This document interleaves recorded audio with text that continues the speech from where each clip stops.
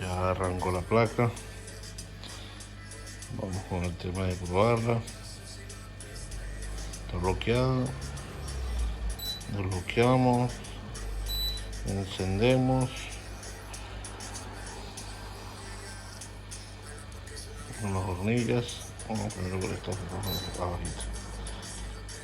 Ahí activo el relegador. Ahí empezó a calentar ya. Apagamos. Y esto lo apagamos nuevamente.